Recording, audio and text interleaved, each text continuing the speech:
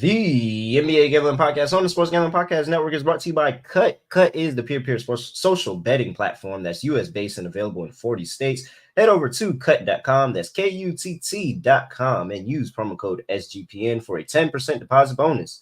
We're also brought to you by Hall of Fame Bets, the sports betting research platform for parlays, player props, and game lines. Download the Hall of Fame Bets app or visit HOFBets.com. Use code SGPN to get 50% off your first month and start making smarter bets today. And don't forget to enter our Super Bowl 58 props contest. Pick 58 Super Bowl props for a chance to win $1,000. I got to get my prop sheet in. Enter today for free at sportsgamblingpodcast.com/SB58 or in the SGPN app. Yes, sir. We are back with another edition of the NBA Gambling Podcast on the Sports Gambling Podcast Network. No me, no the voice, no the guy. It's me, really real, villain real, Terrell Furman Jr. here at your service.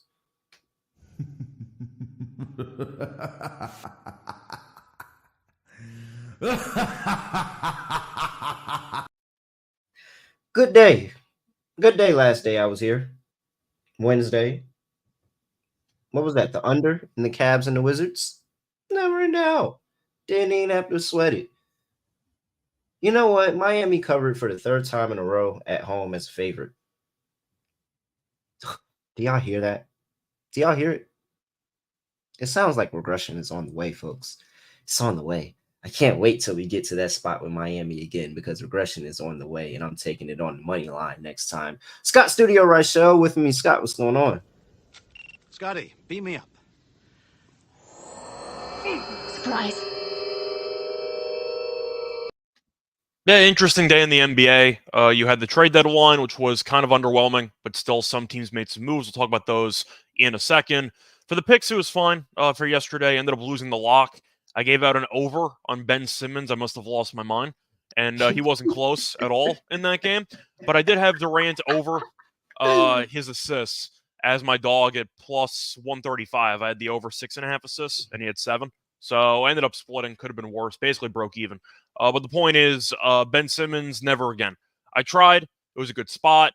Nets were missing half their guys. I'm like, all right, let's see what happens. And then Simmons not only gives you absolutely nothing, but he also shoves Jared Allen to the ground in the first 15 seconds of the second half for no reason. And the Cavs immediately go on a 21-0 run to start the second half. So, yeah, Ben Simmons still doing Ben Simmons things. I'll end it on that note. Oh, man. All right. First of all, before I get to that, and the trade deadline, Afro Man, you know damn well you was supposed to punch Ben Simmons in the face. You know, when you get up, he's smirking at you, standing over there. He doesn't flinch. You was supposed to punch that man in the face. Oh, Afro Man, you were supposed to take that suspension. You had to eat that suspension. What's with the Cavs? Donovan Mitchell, Afro Man, nobody wants to fight these days. Oh, you was. Hey, if I got up off the ground and I seen that light-skinned man who literally cries anytime somebody said something about him in the media, standing over me trying to punk me like that, Afro Man, you were supposed to punch him and take that suspension. You were supposed to take that suspension. I guess it's the grown-up thing to do, but unfortunately, we have to add Afro Man to these dudes ain't trying to fight for real because that was embarrassing. So was Ben Simmons trying to fight, or was Ben Simmons also Ben? bluffing? I don't know what Ben was doing. I don't know what Ben was doing. Ben was just doing a lot. Like, that's why he should have beat his ass. Ben was doing a lot. For what? Like, oh, man. I don't know, man. I don't know what was going through Ben's head.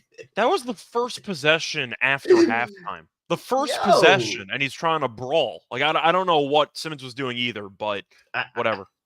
I don't know, man. And how do you try to antagonize something on the court when you literally are known for being soft around the league? Like, everybody says it.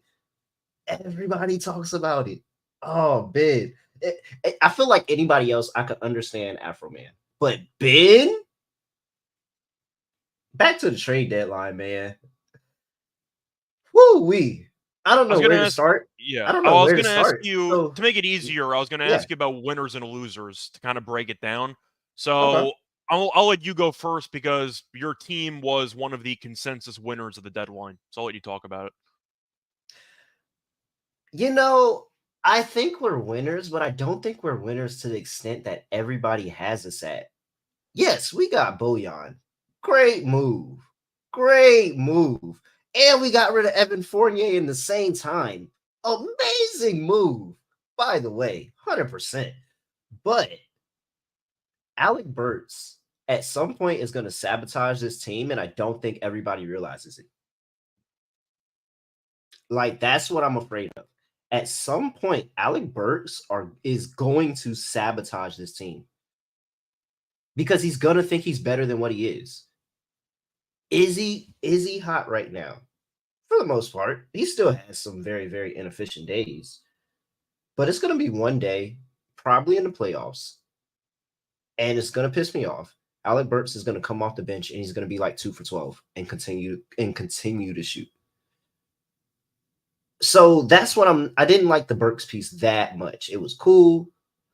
I really didn't like it when I thought it was just Burks, but once we got Bojan as well, coming off the bench in a team that we were loaded defensively everywhere else so we can hide him, 100%. Knicks got to be one of the best winners of the day. Do you have any other winners you want to throw out there? Once again, you might say that you thought that teams might be rating the Knicks trade deadline higher than you are. It also helps to be a winner when it was a very underwhelming deadline where a lot of rumored pieces, like DeJounte, for example, maybe D'Lo, a couple of guys. Once again, not really any superstar potential being shipped off at the deadline, but even those guys didn't get traded. So you really didn't have much. Like, it was a really, really underwhelming trade deadline. So the Knicks are definitely a winner because they made one of the bigger splashes of all the teams. I will go with the Sixers as a winner as well. And people aren't going to agree with that because they're like, yo, you traded Pat Bev for Campaign. And trust me, I think Campaign is a clown too.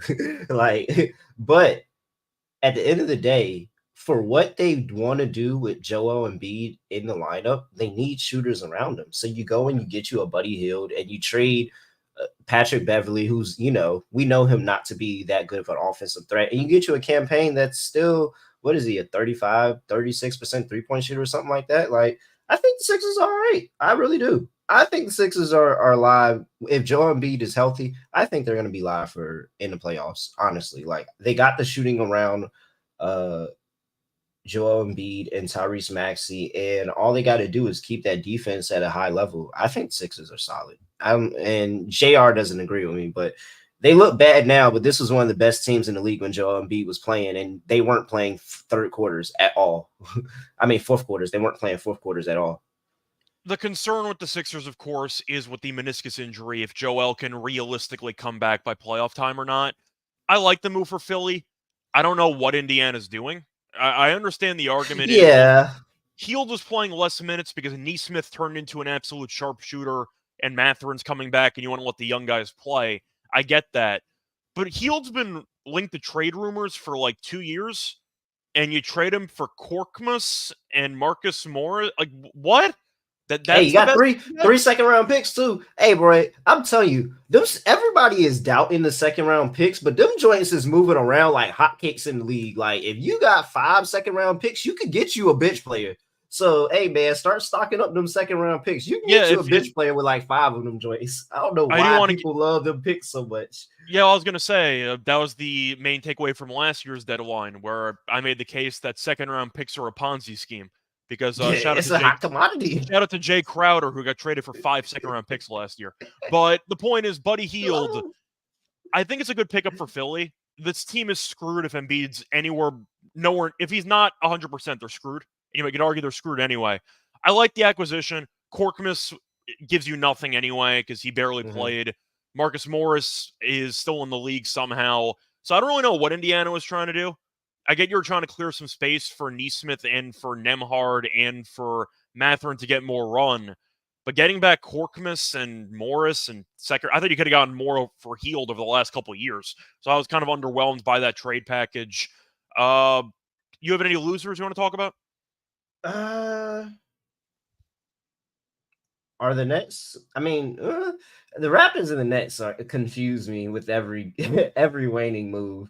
I don't really know what's going on there. Well, the Nets sold off some options. I should have gotten rid of Finney Smith Jr. They probably should Them have went three even first further, round but picks for second round picks moving like hotcakes. 3 second round picks for Royce O'Neal. 3 for Royce yeah. O'Neal. You might as well kept them. I don't know, man. I don't know, man. Them second round picks. Everybody loves second round picks. Everybody does. We got JR in the chat talking about the Mavs. We could talk about them. They get Daniel Gafford. They get what is it? They Washington. get PJ Washington. Yeah. PJ Washington from the Hornets. I mean, it seemed like for me, it seemed like an extremely Mavericks trade to the fact that they're just never going to buy in on defense. So just go all in on offense. Yeah, I mean, Gafford's going to help with rim protection. I feel like that was one of the main issues with this Mavericks team. For the last couple of years, this team didn't have a center. You could argue Porzingis was their last center, and I think he played power forward at the time. But they didn't have many for the last couple of years. They just really didn't. So they tried out Lively. Lively, I think we can agree, is a very promising rookie, but he can't do it himself. And that's why I do think they needed to make a move. Gafford, I'm not sure if he's actually good or not. He's fine. Defensively, he can give him some rim protection, which is important, and he might help him on the glass.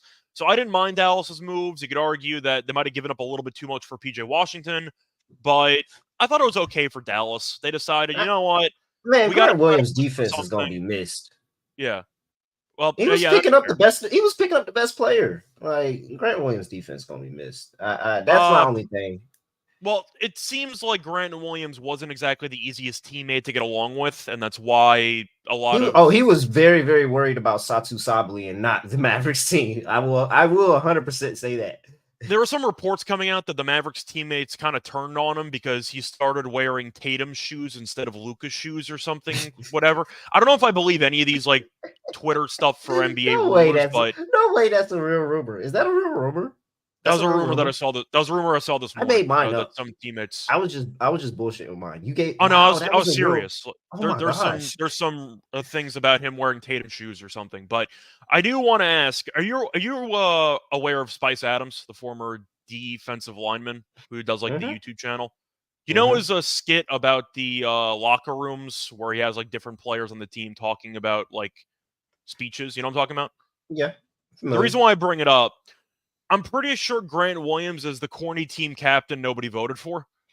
I think that's Grant Williams. He looks like and I think that's why Kyrie and Luka weren't having it. Because Grant Williams, when his time in Boston, I was never a big Grant Williams guy. Defensively, he's fine for like a small ball 4 or 5. He couldn't shoot. He forgot how to shoot on this team. And if Luka's going to be handling the ball the entire time, and your job is to stand in the corner and hit shots, and you don't hit any shots, and you're also kind of annoying personality-wise to deal with, Dallas might have just said, look, we can't handle this guy. Like, just get him off the team. Like, we got better stuff to worry. We got more important stuff to worry about. So I can understand why they got rid of Grant. I just think it might be a personality clash, and that didn't work out. But, yeah, so you have the Nets and the Raptors as losers, or you have just the Raptors, and you're just kind of speaking out loud? Because the Raptors are one of mine. They won? No. No. They're definitely. They're definitely a loser. I don't know what they have going on. I don't know why they gave that first round pick. I don't know why they gave that first round pick up. But shout out to the Jazz for now recuperating another first round pick from the terrible trades that they were making. I mean, it's not really a loser, but I just want to pose the question because you know me, and I've been talking about this Thunder team for a while. They got Gordon Hayward. Trey Mann, Davis Bertans, they weren't even in no rotation for real. Cool. Is Josh Giddey now obsolete? I mean, the truth is, I thought he was one of the main liabilities in the starting lineup because Giddey has done a better job shooting threes recently. He's still not really useful off ball. Hayward is better, for sure. Hayward's better. He could shoot. You can argue that, injury concerns for Hayward are always there, but Giddey, we know that he can pass very well. His vision's solid, and he can rebound, but the point is he can't shoot. And if Shea's going to have the ball in his hands all the time, I don't know what Giddey's role actually is. So, like, I understand the point. Giddey, I think, with the bench unit would actually work out very well because Giddey can elevate other guys through his Exactly. vision. So think about what we saw Josh Giddey do when Shea was out last year and he was running the team. And it was really like, I know I've said it. I've talked about this Thunder team being number one overall, the number one overall seed in the West. Like Gordon Hayward, if healthy, if he inserts in this team and they make Josh Giddey obsolete by moving him to that second unit and let him cook with the second unit, hey man, this Thunder team, help. bro, they're like 10 deep. This team is like 10 deep. See, I think we're going to disagree about Oklahoma City's trade deadline, though, because I have them on the cusp of being one of my losers. Really? And the main reason why is maybe in the buyout market they can do something. There's no way that you don't trade for a center at the deadline. Like, it is the most obvious flaw on your entire roster, and the Western Conference is up for grabs. And you don't make a single move. You don't try to get any center in the building. No offense to Chet. I like Chet, but still, you need more centers. Like, it's the most obvious flaw, and I understand that Presti has about 50 draft picks for the next 10 years. You can't use any of them. Like, Gafford went to Dallas. I'm not saying that you should have went for Gafford specifically, but you can go for anybody? Really? You're just going to keep whoever you have right now? Like, I don't see them winning the West. If the argument is Oklahoma City has a shot to win the West and it's a realistic shot in a pretty open year, don't you think Oklahoma City should have taken a couple of draft picks and tried to get some center? Not even just for dealing with Jokic or for AD, just for not getting killed on the boards in every game you play in. I just feel like you kind of needed to make a center move, and they didn't do it. Like, I just feel like it's a spot where Oklahoma City should have done more. So I don't know if I have them as a loser because I don't mind the Hayward acquisition, but I would have also asked about Nick Richards. I could have probably gotten a package deal or something. I think you could have gotten somebody. Even reach out to the Clippers. Try to get Daniel Tice or something. Like, it's something really small. You just need another body. Like, I just don't think that they address the biggest concern that's preventing them from winning a championship or competing for a championship in my eyes, and they didn't do anything for it. The Nets with Claxton, maybe. You could have tried to do something. I'm not saying DeAndre Ayton, but you get my point. Like, you could have at least asked around and tried to get something, and they didn't do it. So I thought that was weird. My main two... Andre Drummond would have been great. Drummond? Drummond would have been perfect. Chicago and he was on the market. He was on the market, too. Yeah, I would have probably considered something for Drummond. I mean, the thing about Oklahoma City is they like to have guys on the floor that can handle the basketball and make decisions. Drummond's not that. But you kind of have to sacrifice that at some point to avoid getting killed on the boards in every game you play in. So I do think they should have done something in that area. My main two losers, though, are going to be the Raptors. I don't know what the hell Masai is doing. They're an obvious loser. That's not even like a discussion. In addition to the sacrifice of a first-round pick for Kelly Olynyk for some reason, which I don't really understand. Agbaji, I know, is a first-round pick who didn't really pan out in Utah. We'll see what happens, but they gave up a first-round pick in that one, and then they traded away Schroeder for Spencer Dinwiddie, and then waived Spencer Dinwiddie for nothing. So you just gave up Schroeder for $12 million for a year next year? That's a valuable contract. Schroeder's good. For $12 million for next year, under contract, you could have kept him and flipped him for a better price next year. Dinwiddie? The best price you got was waiving Spencer Dinwiddie for Schroeder? That's all you got? Like, no, I think Masai had an abysmal deadline. And I think he's had a really bad couple of years. And people aren't going to talk about it because they want a title with Kawhi. But Masai's had been kind of a mess at the trade deadline for the last couple of years. I think the Bulls were losers. I have to mention them because they, once again, did nothing. And I get the argument is they don't believe in tanking. They were number one in attendance this year, so I guess they're fine with being mediocre and having fans show up to the arena for some reason. Was getting rid of Andre Drummond. But I just knew Andre Drummond was getting. They don't make any moves. The Bulls are just willing to go to the trade. They're willing to go to the play-in. It's like, all right, sure. Are you going to be good? No. Are you going to be bad? No. We'll be mediocre. All right, like good luck with that. Like, I don't know what you want me to tell you. So I thought that was kind of dumb as well. For the winners, I mean, the main one's the Knicks. I really like their trade deadline. I am wondering how quickly Tibbs is going to lose his mind watching Bojan play defense. I am wondering how quickly that's going to happen, but they needed shooting. It worked out. They got better shooting. So I am wondering whose minutes he's going to take away. I was never a big Grimes guy. Grimes kind of regressed this year. And with Dante and with Hart, you're never going to see Grimes on the floor. It just is what it is. At least you get somebody unique who brings you a specific scoring mindset to your team. So I thought the Knicks were a big winner. I wouldn't pick them to officially win the East, but the point is they got better, and we'll see what happens from there. Dallas, I thought, improved. I still don't think they're good enough to do anything in the West, but at least they got better, so there's that. I'm trying to think if there's any other winners. Kyle Kuzma, because Spencer Dinwiddie got traded for scraps and then ended up getting waived. So Kuzma won because he hates Spencer Dinwiddie, so that was a good win for Kuzma. I don't think I have anything else. Do you? Another loser was Killian Hayes, who got waived, and now he's probably going to end up in Europe. But I don't have anything else. There weren't really many winners because many teams really didn't do anything. Hey, man, so far, everybody that was on the all-worst team is waived right now. I'm going to just throw that out there. The league sees what we see. Everybody sees what we see. And you know what I also see? I see DraftKings Sportsbook, and they're bet $5 200 instantly for betting on the big game, Super Bowl 58.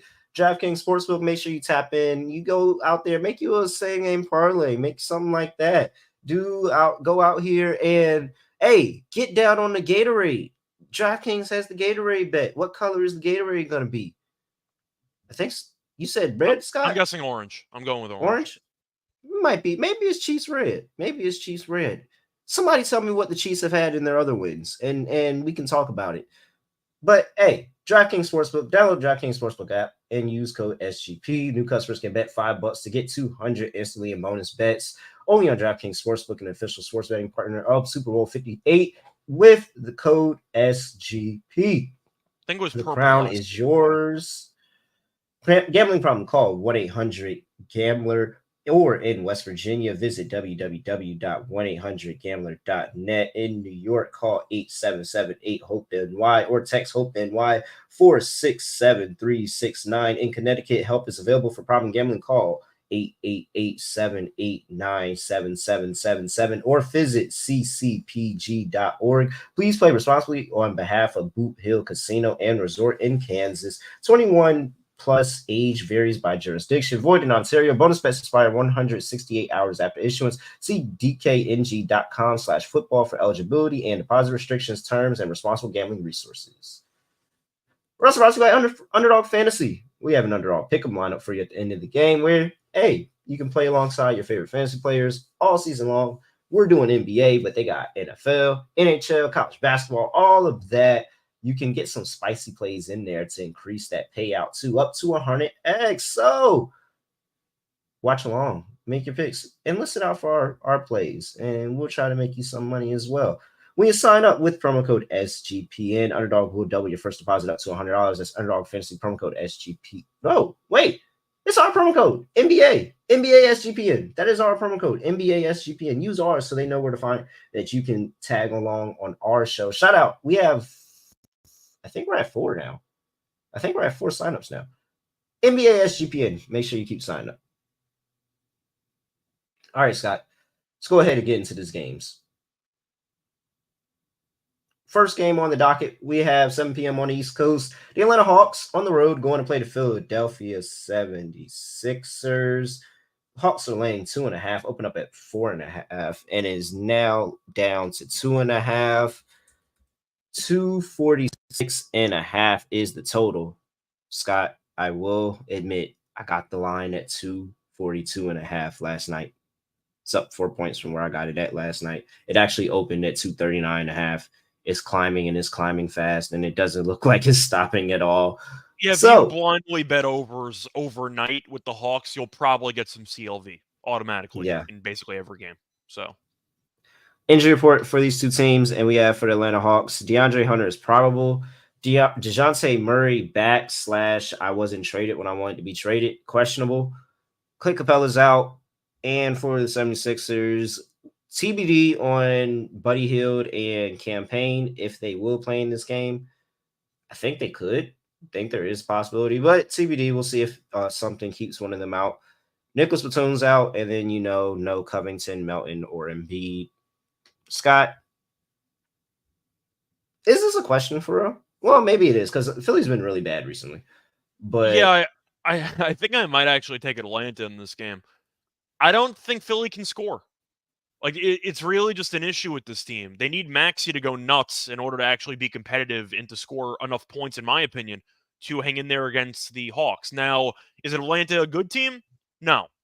Have they been better recently? They've been competitive. They almost beat the Clippers. They ended up beating Phoenix. They had a couple of decent wins last week. DeJounte survived the trade deadline, so I don't understand that either. You get add Atlanta to my loser list for the trade deadline because I don't know what the hell they're doing. But DeJounte might play because they kept him out last game against Boston, covered anyway. But the argument was, well, they pulled him just in case he gets traded.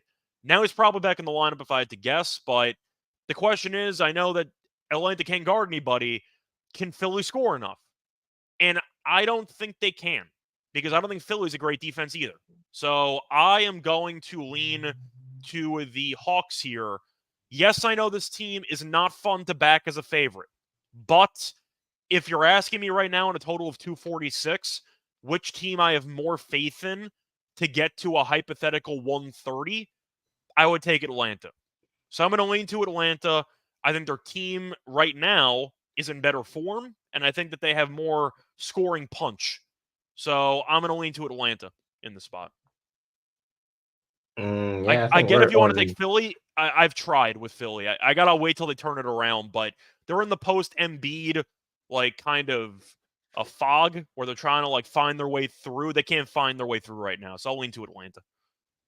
And yeah, we completely differ on this side. Yeah. And it's probably a little bit of me leaning more to probably seeing Buddy Hield and Campaign being able to play because OG came and played after that OG trade. He came and played the next game the next day. So I'm kind of hoping those guys are in the lineup. That would make me feel a lot better about the scoring on Philadelphia because this Hawks defense is horrible. Yeah. Dead last in the league over the last 5 games in opponents' points per game, 130 points per game given up in the last 5 games. 27th in opponents' field goal percentage, 28th points in the paint. I mean, you're giving me a Philly team that, hey, with this unit they have right here, they can run. And this Hawks team is first in pace. So I think the 76ers are going to be able to run with them. They're 9th in points in the paint scoring in the past 5 games. So they're able to score easy. I think that if you get Buddy Hield and Campaign, that's going to add you a little bit of on the 3-point line that's going to work for you. This Hawks team's been horrible, and why would we start backing them now? They're 15-36 ATS for the year. They're 7-19 as a favorite, 8-17 on the road, 4-6 in their last 10. I understand it's been ugly for Philly up to this moment, but I think now that the trade deadline is gone, they have the group. They know this is the group that has to hold it down for Joel Embiid until he gets back. I'm trusting this team to turn it around and turn it around at home. I like Philly to get it done. Team total over 120.5, minus 105. So I like the Sixers there. I think they can score against this Hawks defense. And I like the Sixers to win the game. 76ers plus 120. Are you concerned about their team post Pat Bev era? Like half? Nah. I'm not either. Be all right. I'm not either. I'm just throwing it out. It's more, and it's because Nick Nurse is a really good coach, man. Like, he can coach a defense. We know Nick Nurse can coach a defense. So hopefully that's what I'm hoping for. If the defense doesn't take any drop off, I think that this team will get scoring back.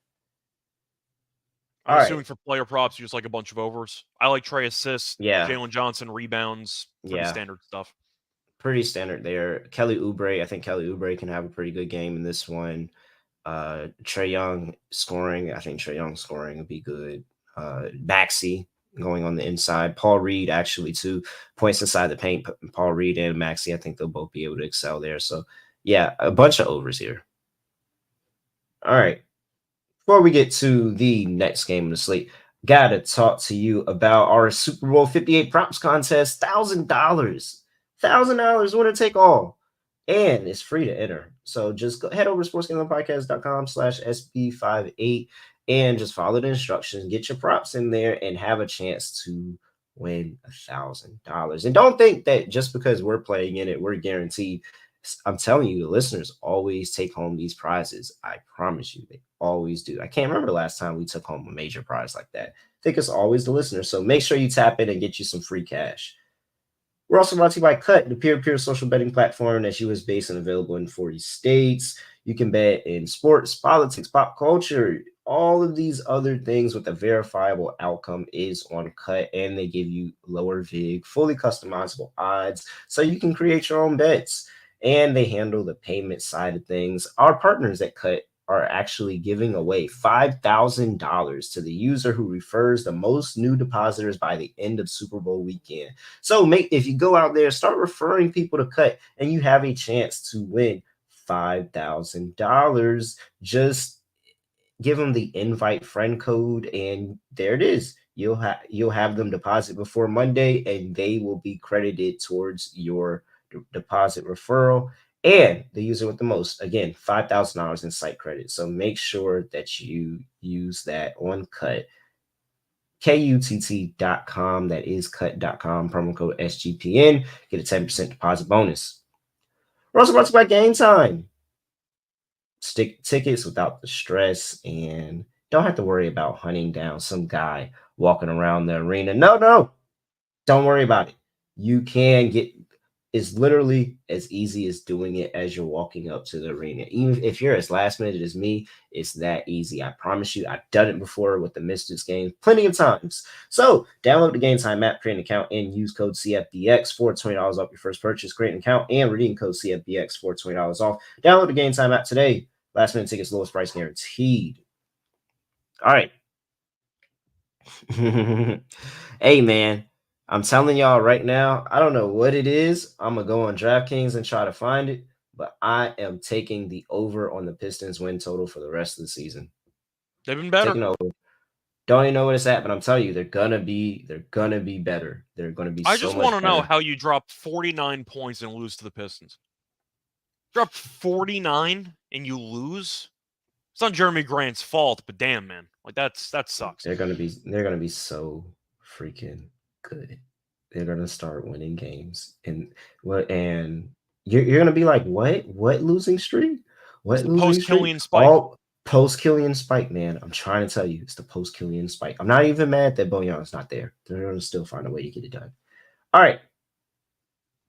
Let's finish talking about the slate. Washington Wizards on the road, going to play the Boston Celtics. Celtics open up as 16-point favorites. They're currently 17-point favorites. 235.5 is total injury report for these two teams. And we have for the Washington Wizards, Patrick Baldwin Jr. is questionable. Rashawn Holmes, TBD. We'll see if he played. He just got traded. Marvin Bagley's out. Isaiah Livers is out. And for the Celtics, Drew Holiday not on the injury report. He should be returning from that elbow injury. Jason Tatum is questionable with an illness, and then Xavier Tillman, we'll see if he plays. He just got traded as well. All right. I mean, the Wizards did lose Gafford. They currently have Amarui listed as the starting center. It's a lot of points, but do you want to make a case for Washington? Because they did end up covering against Cleveland. That was at home, but still. I mean, they've been better defensively. They have.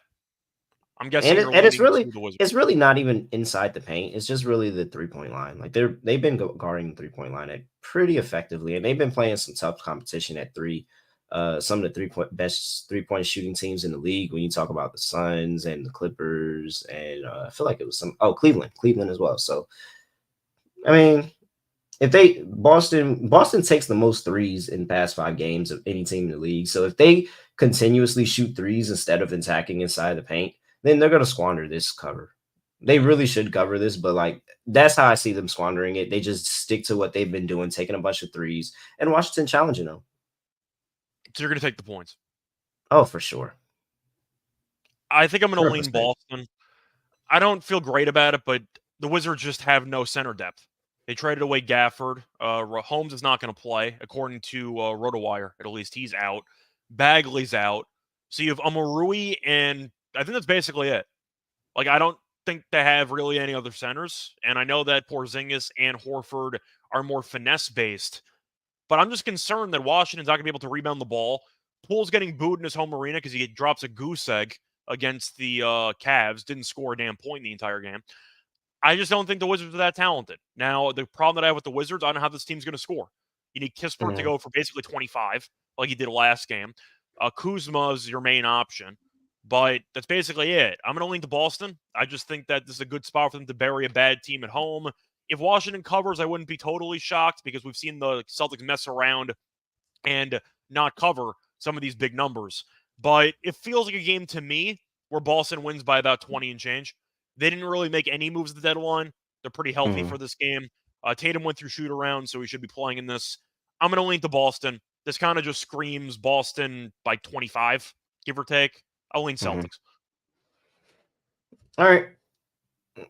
Total sitting there at 235.5. What do you like there?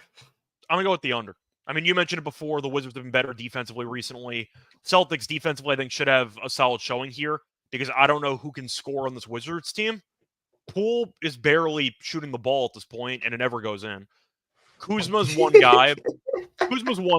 Like, but they still have Jaylen Brown. They have Tatum. They have pretty good defenders for Kuzma potentially in this matchup. Tyus Jones, I like a lot as a player. Is he a big scorer? Not really. And maybe you could correct me. What scoring options do they have on this team? Not much. Oh, yeah. And they've been better defensively against the three. So I'm going to lean to the under. This line feels a bit high. Yeah, I'm all over the under here. It's one of my favorite plays of the day. I got it at 237.5. You see how it's already falling. It's at 235.5 now. And it's really just me fading this Celtics team, making any type of adjustments against this Wizards defense. It's clear and obvious. How do you beat this team? Well, you just challenge them inside the paint. And now you should try to be doing it more than ever. But we'll see. I don't trust that they're gonna get away from shooting the three because they've been doing that all year. We've always seen them always shoot the three for a couple of seasons now. So I really think that that's going to be the thing that does them in, that they don't adjust to how they should play this Washington defense. And Washington not really afraid of them putting up points either. If this is a blowout, Washington might not get over 105, 108, whatever. So I think the unders are pretty. I think this total is just a little too high. And both of these two teams, 3-7 in their last 10 to the over. So both trending under. I like to play. Yep. All right. Player props. You were talking about rebounding. And I'm assuming you're on Amarui, by the way, because they don't have any other centers, and it's a system play to take opposing centers against the Celtics. I don't even have odds, so I don't really have anything for that this time around because I mean, I'm assuming it's going to get posted closer to game time, but that's who I'm assuming is going to start at center for them in this game. I guess I have to play it, but I don't even know how that's going to look. So I really don't. I wish Rashard Holmes would just play. But what I will do is I'll back rebounds by a couple other players that we've seen them in the past kind of get up on the boards, and that's Kyle Kuzma and Denny Avdija. And so you look at Avdija, his last two games against the Celtics, he had 7 and 10 rebounds respectively in both of those games. He actually gave them 25 and 10 in that game. So shout out to Denny Avdija. He has multiple 10 rebound games against the Celtics, a lot of duds, but just saying that spike potential is there for him. And then Kyle Kuzma, you look at him and his past few rebounding games, 5, 8, 7, 17, 8. So he's been over his line of 7.5, and what is this? 3 of the last 5? No, 4. Yeah, 3 out of 6. Yeah, what's that? 1, 2, 3, 4, 5. Yeah, no, 3 of the last 5. Yeah, 3 out of the last 5. He's gone over this against Celtics. So I mean, they're gonna need somebody to rebound, and I don't know if Amarui is gonna be the one to get it done. So I'll back Kuzma and Avdija. I actually really like Avdija. I think Avdija is a sneaky play. Yeah, I agree with that rebounding angle, but I am kind of concerned about taking Celtics players because they could blow them out, and you're just going to see them coast throughout the second half of this game.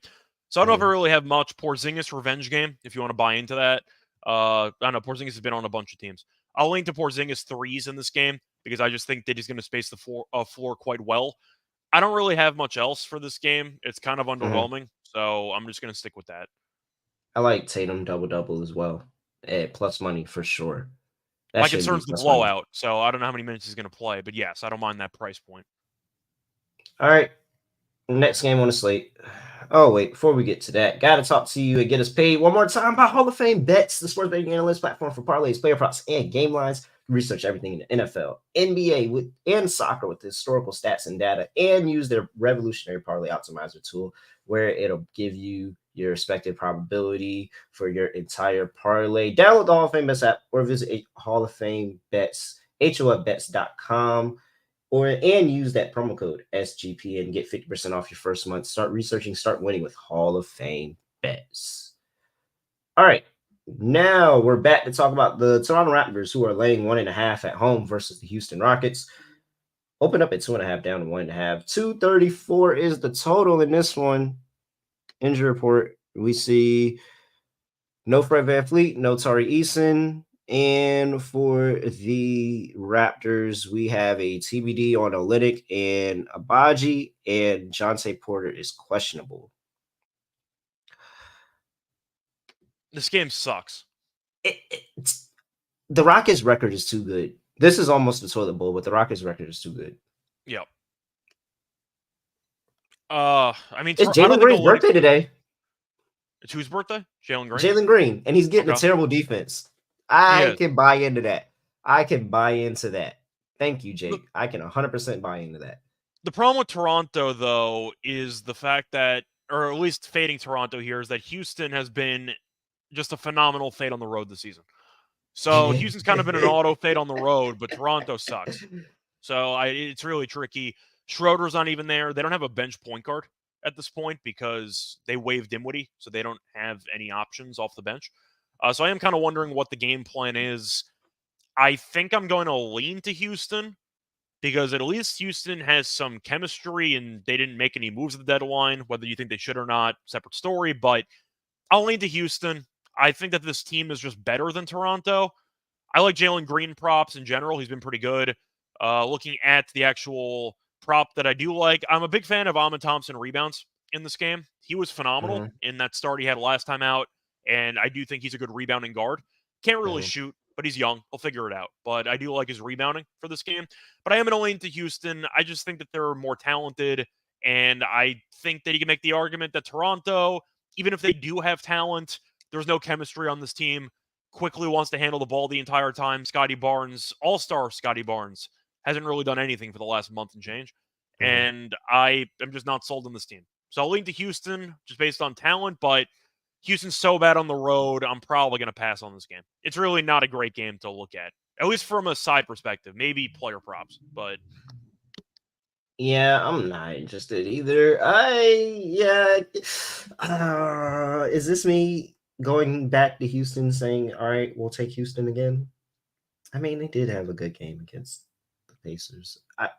Toronto had a good game against Oklahoma City, but they blew it in double overtime. They probably buried this team the last time they played them too. And that wasn't too long ago. What was that, like last week? That was on February 2nd. But that was in Houston. That was in Houston, though. So, like, it's kind of a revenge angle. Yeah, kind of a revenge angle there. I guess I'll go Houston, but I don't like it. I'm not betting it. Are you in on the total at 234? I think if I had to pick something here, I probably would lean to the over, but it's nothing really that strong. I think it's pretty solid. I think I'm pretty solid on the over here. I mean, VanVleet, despite how bad he's been shooting, has been very good defensively. In fact, he's one of the really underrated block getters in the entire league because he's active hands, constantly swiping down and forcing loose balls. So I do think that you're looking at them being worse defensively with VanVleet being out. Toronto, we know, it doesn't guard anybody, so I guess I'll lean over on that premise. But I like Jalen Green props in this game. Yeah, like the Rockets defense really, really has tricked off over the past. They were really solid in the beginning of the year, and over the past month or change or so, really, really haven't been that well. Toronto, we know they give up 126.4 points per game. Honestly, truly, if you can't get down on the side, that Houston Rockets team total there is for the taking. It's there for the taking. At the end of the day, I think this Rockets team is going to be able to score on them. Like, if they're going to be able to do anything, they're going to be able to score. Are you picking a big Canada game for Dylan Brooks today? Ooh. That involves backing Dylan Brooks, which is never recommended, but yeah, never recommended. But I do like the angle there. I can't admit I do like the angle. But really, there's no better angle than Jalen Green's birthday today. There's no better angle. Give me all the Jalen Green props. That's how he's going to help send this team total over. Shout out to Jalen Green. Yeah, he's due because he's had a few 30 balls Yeah, like he's gonna be good. So And Van Vliet's not there to steal shot attempts, so Jalen Green should get a lot of shot attempts in this game. I'm all over Jalen Green. Get it done today.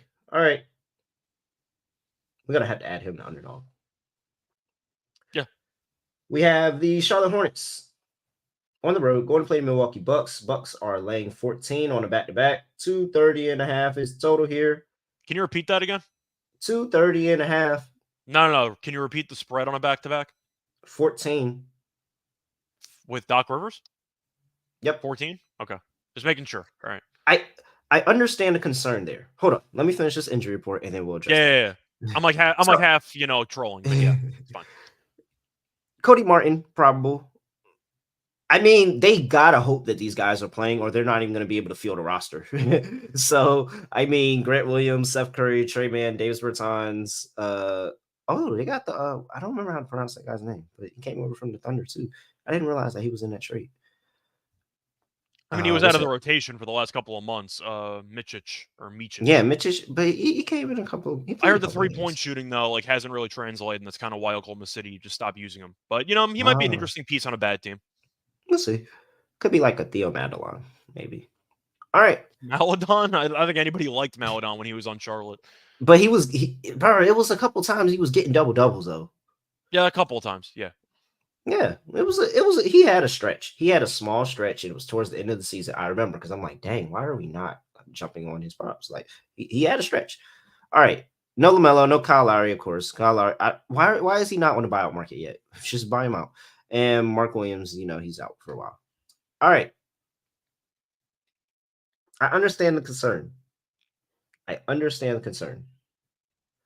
But this Charlotte team literally, like, this is a completely different roster, and they were already really bad. Yeah. The shot attempts, though, from Bridges and Miller are about to go crazy. These shot attempts, they're going to be absolutely wild. So it's either you bring in all these guys that are just now playing with each other for the first time for this game, or those guys are not playing because they just got traded, and then you're fielding a half G League roster. Yeah. Bro, I know the Bucks have been bad ATS this season. I know they have 19-36 ATS this season, 10-16 at home, 18-28 as a favorite. Somehow Charlotte is worse in every single one of those categories. 17-32-2, depending on who you ask, that's probably them two are probably losses. 8-16 at on the road this season, 17-27-2 as a dog. So you're on Milwaukee? Yeah, I'm taking Milwaukee. Both these two teams suck. I feel better if Milwaukee didn't cover, I would feel better than if I took Charlotte, and Charlotte yet again did not cover. So I'm really annoyed at Charlotte because I actually gave them out as my dog on one of the last podcasts. I took them with Brandon Miller 20+ points against Toronto, and they led basically the entire game and blew the damn thing. I think I'm going to take the points. I'm not going to probably bet this game because I don't trust either of these teams, and I definitely don't want my money right now. Bet 14 on either side, I think you're crazy. Correct. So I'm not going to bother, but if you're asking me who I'm going to lean to, Milwaukee can't hold leads at all. So I don't trust this team to actually win by margin. Now, I know that on paper, you can argue that it's kind of like a Knicks situation from last night where I don't care like how good your roster is, you're missing that many guys, you're going to lose. It just is what it is. And I do think that Charlotte, Hayward wasn't playing much anyway, so I don't know if that actually matters. You are looking at PJ Washington, who's had a bit of an underwhelming year, but he's had a couple of moments. But I think in general, I'm going to lean to Charlotte.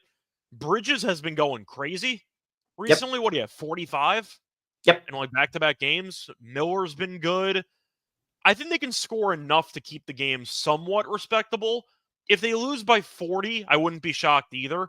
But I can't lay 14.5 with Milwaukee. I can't do it. By the way, the Bucks have officially upgraded from code orange to code red. So that's where I'm at with Milwaukee right now. But I can't lay this with Doc Rivers. I can't do it. Until they figure something out, I'm not laying points. I'll lean to Charlotte to find a way to BS their way into covering. But I might like the over in this game because both teams defensively are absolutely terrible. Okay, here's the things you need to know. The only good ATS stats that I could find for the Bucks. They are 8-5 ATS with the rest disadvantage. They have that tonight. They are 4-4 in back-to-backs. They are back-to-back night. They are 6-2 ATS in the first half on those back-to-backs this season. Give me the Bucks first half -8.5. You said it. This team cannot hold a lead, and I'm not playing. I'm not playing through 14, but they will get a lead, and so 8.5, bro. Again, it's either you have G Leaguers / NBA players playing in this game, or you have a whole bunch of guys that you have to now figure out what your rotation is going to be, what you're going to do with all of that in the first game, in the first half. I'm just going to fade this Hornets team getting anything going early in this game. I really am. And I see the that total point keeps totals. falling. If you are curious, by the way, you can find the overs on Bridges at 26.5 and the over on Miller at 25.5. One of them's going for 30, maybe both, just based on volume. These two really might combine for 50 shot attempts. Like, it's going to be disgusting, but Bridges has been great, and he decided he wanted to stay in Charlotte. So we'll see what happens. Teams were asking about him, and I can understand why he wanted to stay. Charlotte brought him back. They didn't need to. Once again, I don't think they should have, because I think that Bridges is a scumbag, but he's a good basketball player. So they brought him back, and there's no pressure. The team's terrible. Clifford's probably getting fired, and you can just do your thing, and nobody's going to care if you win or lose. So I understand why Bridges wanted to stay, but him and Miller can score. That's basically it. So I'll take them both to score against a bad defense, which I'm assuming you'll agree with. Based on volume alone, like, each of them are going to take 20 shots. Yeah, I think they both. I think they'll be able to score. And I mean, I'm hesitant because I think that the reinforcements for the Bucks are now here in Patrick Beverley, and we'll see if he plays today. But he's gonna help. He's gonna Dot. If you have Patrick Beverley, who everybody admit is a good defender, Giannis, who's a former Defensive Player of the Year, and Brook Lopez, who is a former Defensive Player of the Year candidate, and you can't figure it out on defense, I don't know what to tell you, bro. I don't know what to tell you. Like, I really don't. You got to figure it out. And they've been better. I will say they've been better with Doc than whatever the fuck we saw with Adrian Griffin. But so I'm hesitant on the total. I think that they actually, they might get up for this team defensively, especially because they just got fucking embarrassed last night. Like, so you want Milwaukee embarrassed team at total home. Huh? Yeah, I'm on a Milwaukee team total. Yeah, I like a Milwaukee team total over, and I like Giannis over 45.5 points and rebounds today. I might be tempted by Giannis triple-double today. Yeah, I think he's going crazy, and it's really just, especially if he plays. Now, watch the injury report because, again, they played last night. They get finicky sometimes. I'm not locking any of these bets in until I see an actual, like, legit injury report from the Bucks. But if Giannis plays and you look at what he's done against this Hornets team, they can never guard. Ever. Yeah, they really can't. And the only time he doesn't go over this is if he doesn't get 30 plus minutes played because they're already killing and destroying this team. But every time that he's played 30 plus minutes against the Hornets in the past 10 games, he's averaging 35 points and 15 rebounds. So I'm all over Giannis to go over this prop of 45.5 points and rebounds today. Yeah, I like it if he's going to get the playing time, and Milwaukee's so bad defensively that maybe Charlotte can hang around. Giannis he played 27 minutes last night, too. 27. Yeah, Giannis should play. I understand the argument is, well, it's a back-to-back. Your team keeps losing. At some point, you got to build up chemistry with the new coach. Yeah. Like, you're going to have to figure it out. So Giannis should play in this game. All right. Anything else here? Good? No, not really. All right. If Charlotte wins this game, I'm going to laugh so hard the next time I'm on the show. I'll remember and go out of my way to laugh extremely hard at Milwaukee if they lose this game. I'm not gonna lie. If Milwaukee loses, I don't think I could ever bet them again. Yeah, it would. Yeah, that's fair. No, that's like, really. If they were to lose it, like, not only not cover, but to lose the game outright. Yeah, and especially if they don't cash my first half bet, because honestly, truly, they blew that game to the Jazz in the second half. So, like, if they don't cash this first half bet, yeah, it's a common theme in these Doc Rivers coach games. They have leads. They just blow every lead. It's been a common theme. So, yeah, I might like that, Charlotte, maybe just for the fun of it. Okay. Denver Nuggets on a back-to-back, on the road still. Now playing the Sacramento Kings after that. Would you call it a thriller against the Lakers? I think it was. It was a good game. It was a little too low scoring for a thriller, but I think that it was definitely playoff atmosphere basketball. That's what you want to call it. All right. Line opened up -1.5. It's currently at -2.5 now for the Sacramento Kings at home. 232 is the total. Injury report, and let's see. KCP, he didn't play yesterday. He didn't play yesterday, did he? No, he didn't. Who? KCP? KCP didn't No, play. he did not play. Yeah. So we'll see if he plays today. I know that was they were talking about him late on the injury report, and it was like he was trending for not playing. He ended up not I playing. never thought he was going to play, and they used Watson in the closing group instead. And then we have Chris Duarte for the Kings, and that's it. Forgot he was on the Kings. Last time Kevin we saw Sacramento, Kevin Huerter got ejected. Oh, I was going to say last time we saw him, Kevin Huerter got ejected. I was going to say last time we saw the Kings, I don't know if you want to take a victory lap or not, but we both like Detroit. You mentioned maybe something on the money line, and Detroit killed them in Sacramento. So, yeah. You want to back Sacramento laying 1.5? It was so for certain that one of those double-digit favorites wasn't going out with the win. Like it was very much for certain. I'm glad. And Sacramento was the most suspect of all those double-digit favorites, so that's why we kind of. I forgot to take that victory lap. We never wavered. We never wavered on the Pistons with the spread. We never wavered in a second. We never questioned it. Like that was just easy. Yeah, never in doubt. Bro, K didn't even play. K didn't even play, and you lost by double digits to one of the worst teams in the league. Pistons have played better recently, I'll admit, but still, at home. On the eve of the trade deadline, man. On the eve they didn't of the make trade a move. Deadline. I forgot to mention Sacramento before. They're probably my biggest loser. Yeah, they How definitely the hell do you lose to Detroit with no Cade by 15 at home in the final game before the deadline, and you don't make any moves? You trade for Robin Lopez and you waive him. That's the only move you make? Really? You did nothing? They're the biggest loser. I got to mention Sacramento. That's embarrassing. Oh, man. But Sacramento, I think we have is to back the them today? one loser. They're the number one loser from the trade deadline. That's ridiculous. Does that mean we have to back them moves? Wait, is what today? Does that mean we have to back them today? I actually like Sacramento in the spot. See? I knew it. I like Sacramento in the spot, yeah. I knew it. Yes. I like the spot This is the perfect ugly time to back a bad team. Well, not a bad team, but a team that's playing bad. This is the perfect spot to back them. The Kings are favored against the defending champions after losing to a Cade Cunningham-less Pistons team by 15 at home. Now, I know it was Kobe night last night with the statue, so it was kind of a weird game emotionally. Very intense playoff atmosphere. Denver got the win. Would it shock me if Jokic sat tonight? No. Would it shock me if Murray maybe was a last-second scratch? No. But I see Denver kind of no-showing this game. And I'm hoping, for Mike Brown's case, he gets his team up for this game after an embarrassing loss at home last time out. I'm going to lean to Sacramento. The fact that the Kings are favored and the fact that it was a very physical game last night for Denver, and now they have to play again against an up-tempo team, it's really not a great spot for Denver at all, and they've been bad on the road in general. I'm going to lean to Sacramento. I hate this team, but I think it's a good spot. I'll lean to the Kings -1.5. Hey, man. 3-6. I think we're seeing this eye to eye. I think we just agree. 3-6 ATS is the Denver Nuggets on back-to-backs this season. 3-6 ATS.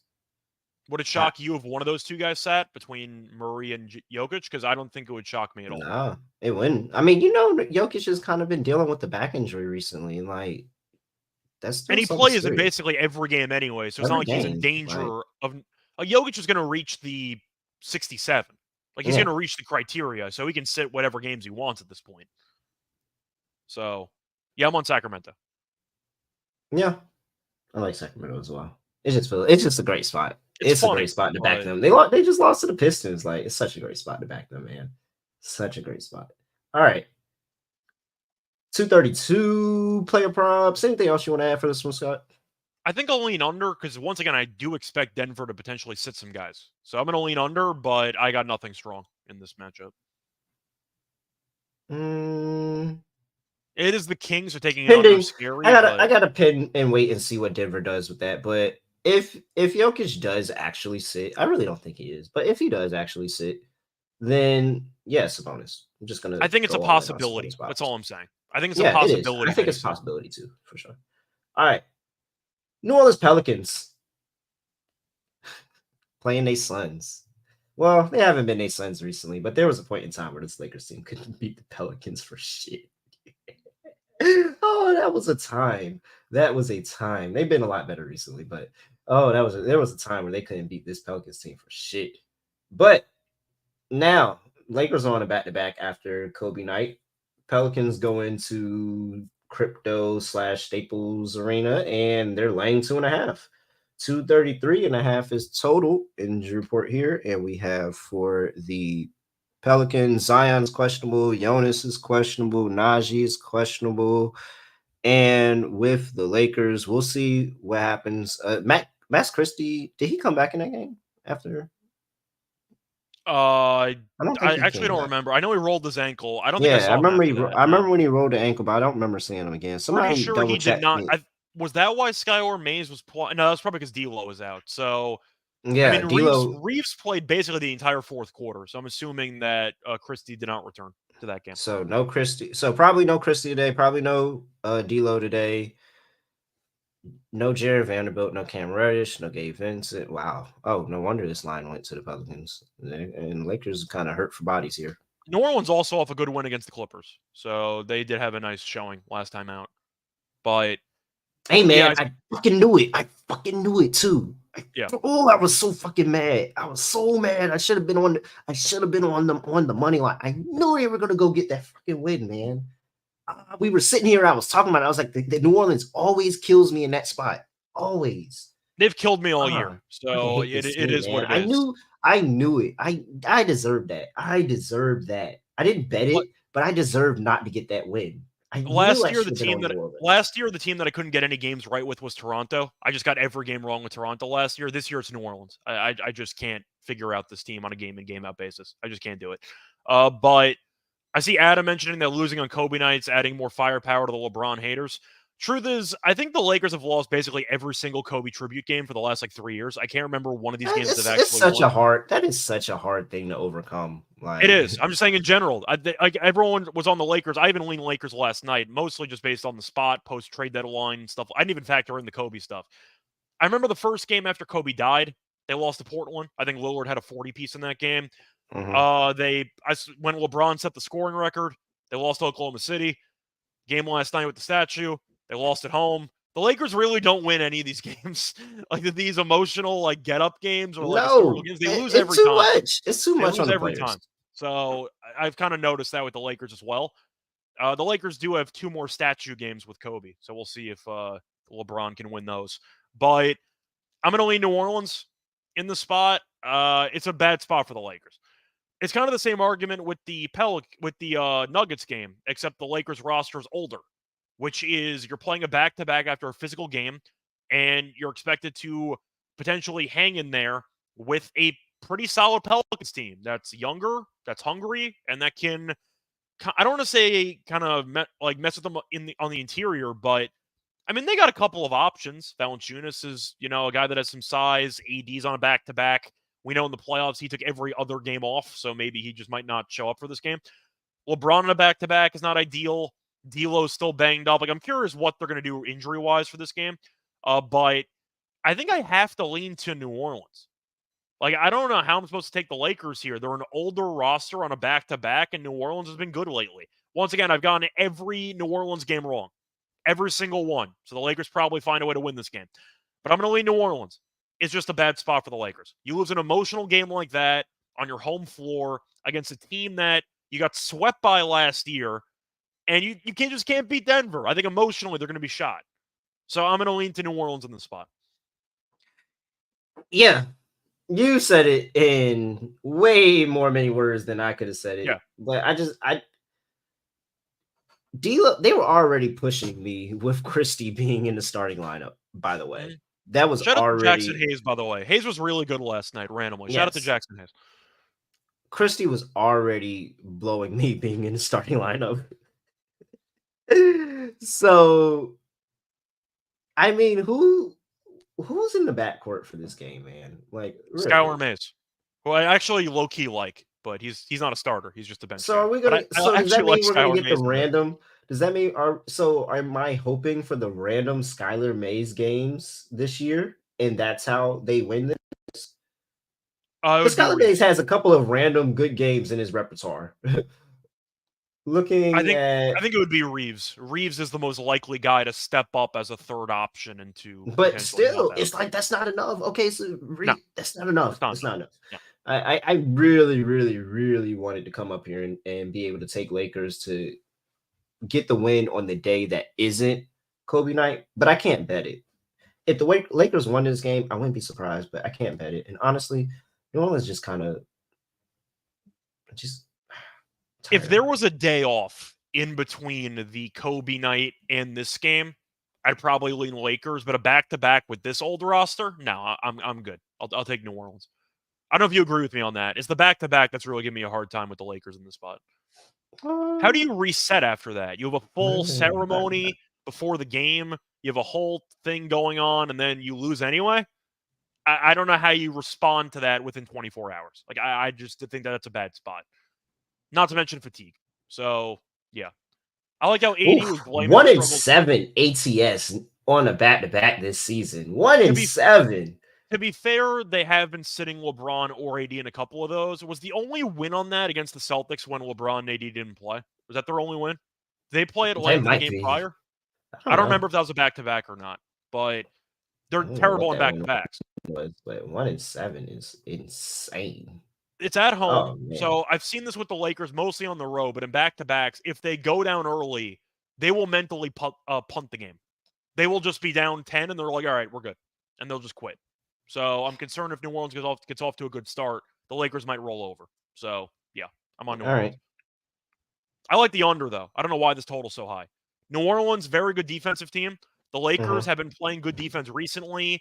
There's no pace with the Lakers recently as well. They try with a little bit, but they're mostly a half-court team if you watch them late in games. And they've kind of Uh-huh. made that transition over the last couple of games. I'm on the under. This line's way too high for a Laker team on a back-to-back. 233.5. I'll take the under. If the Lakers are going to make this game close, don't they have to make it ugly? That's the only way they Yeah. win. So I'm going to lean under. This total's too high. All right. Anything else? Player props? I really don't have much. I I want don't to know see who's going what to the play for Lakers the are. Lakers or Yeah, anybody I else. want to But see what the Lakers are going to do with that roster before I decide to take anything for real. All I like right. 80 blocks and steals if he plays in this game. What do you have? 7 last night? Blocks and steals? Yeah, I'll go with the over. Shit. I ain't even Yeah, think he went about that. crazy last night. All right. Lock, dog, underdog lineup. For my lock. You In going with the team? You going with between. Milwaukee first half team total? Something? So that's it. So Milwaukee first half is in consideration. Wizards Celtics under is in consideration. And the Sixers team total is in consideration. Okay. You know what? When in doubt, just fade the Celtics, man. Give me Wizards and Celtics under 235.5. Okay. I like that play too. Let's see. For my dog. Duh. It's easy. What's the price on Jalen Green? A No. birthday dog? Oh, for sure. For sure. 100%. This Toronto defense is horrible. Horrible. Let me see And real quick. they potentially might have gotten worse. So Like, Jalen Green's at 20.5. If you want 25 plus, that's plus 210. oh 30 yeah. plus is 6-1. 25 plus. I will definitely have a 30 plus at 6-1 in my pocket. I will 6-1 is a 100% great have price. a 30 to plus 6-1. Yeah, just put me down for the whole Jalen Green ladder today. Okay, that's Yeah, fine. this is the birthday game that I've been waiting for. This is 100% the birthday game I've been waiting for. He's going to take 25 shot attempts. Easy. He should. All right. So for my lock in this game, I thought about going to Giannis because his numbers against Charlotte are absolutely nuts. But I also lean to Charlotte though, so I guess I am picking Giannis to play a decent amount of minutes. It's on a back-to-back, but I quickly want to just see if Giannis has any triple doubles because I might save that for my dog. I just want to quickly see if he has triple doubles against this team. No, but he had 9 assists and 8 rebounds last game, so it's possible, but Yeah. maybe. He seems to finish around 8 or 9 assists. So maybe I'll mention that in a second. But for the sake of this podcast, I think, am I actually going to give out Sacramento as a lock? Like, why are they favored in this game? This is such a line where they're just telling you, like, oh, Denver? You kidding me? I'm gonna bet them. I wasn't gonna bet this game. If they didn't lose that game to the Pistons, I would have just stayed off this game. I actually kind of want to bet this game now. I think I am going to do it. I think I'm going to take the Kings as my lock. It's such a dangerous play, but the line, oh, Nuggets, defending champions, beat the Lakers last night. We'll give you 1.5. We're going to hand you 1.5. It's free money. What can possibly go wrong? Yeah, I'm going to lean to the Kings. This line stinks, but I think that it's pretty interesting the Kings are favored. It's such a good spot, especially with being an up-tempo team. The Nuggets won the game. It was a war last night. They survived. They're limping a little bit, maybe a shoulder issue. They got a little limp going on with one of their legs. They made it through. It would not shock me if Denver sat some guys. So I'm going to go with a hot take here. Give me the Kings. Minus 1.5 as my lock. I just think it's a very good spot, so I'm going to go with them. For my dog, I mean, I also want to take Jalen Green, but I don't know if we should because things kind of go badly when we pick the same player on either the lock or dog. I might go with Giannis, potentially triple-double. Let me just see what the lines are. Dame should be back in the lineup, so that should help with some shooting. Dame, actually, does Giannis just go for 40? Let me compare for a second. Sorry, I just want to compare triple-double. It's going to be Giannis related. Triple-doubles plus 350 pass. Let me see what the points are. So there goes that dream. What's Giannis points at? Because I think he can be in line for like, it's 30. It's like 33.5. God damn it. Yeah. 40, hey, 40 should be a decent price if you go for that. 40 should be if I think he can get it. I mean, it's plus 215 though. It's actually not even that good of a price. Oh, it's not that. No, that price sucks. Like, yeah, you know what? I think I'll go for a combo here. I'm gonna go with 35 and 12, 35 and. I'm gonna go with the Hawks game. I'm gonna go with a same game parlay. I'm gonna go with Jalen Johnson over 15.5 points. I'm gonna parlay that with Hawks money line. I do want to quickly see what that payout would be. I'm kind of scrambling because I wanted something Giannis related, but those prices are just bad. Actually, well, I mean, Atlanta's favored, but I could take an alt on them if I wanted to. I'm really just not sold on Philly right now. And I think that this team is kind of worth fading at this point in time, at least until they turn it around. But Hawks minus 2.5 with Jalen Johnson over 15.5 points is plus 202. That's good enough for me. I'll take the plus 202. All right. Let's see here. JR, I thought about Bridges, by the way. I thought about Bridges, but is he really going to have 3 straight 40 pieces? I don't know. Brandon Miller might want to get his. So I am wondering how that's going to work out. I thought about Miles Bridges, but 40 for 3 straight games. I mean, it's 9-1. If you want to throw that with Jalen Green 30, I've seen worse bets. People bet Ben Simmons triple-double last night. I've seen worse bets. So, you know, like I don't mind it. But yeah, I think that looking at, I mean, if you want the Hornets to win, then you are parlaying Bridges and Miller points and Hornets. That's the only way they're going to win. But no, I'll go with my parlay for my dog. All right. I think I put together a solid underdog lineup for us. Jalen Johnson, higher, 15.5 points. Jalen Green, higher, 20.5 points. Giannis Antetokounmpo, higher, 45.5 points and rebounds. Sure. Send. There we go. 6-1. $50 gets you $300 at Underdog Fantasy. Make sure you use that promo code NBA SGPN. NBA SGPN is that promo code. Scott, anything else for people before we get up out of here? No. Once again, pretty underwhelming trade deadline. So I wish we had more breaking news stuff. We really don't have anything. A lot of teams did nothing. Lakers, Golden State, Sacramento, even the Hawks did nothing. So we were kind of hoping some teams would have done more. They didn't. But either way, it should be a fun rest of the season. Yep, very much so. So for the 83 people in the chat, make sure you like the video on the way out. Like the video, like the stream. Give us a comment. Give us all of that, a review. We need podcast reviews, 5-star podcast reviews. If you're listening podcast version, make sure you please send that review. Other than that, I really don't have anything else. Sorry, I want to give have something else.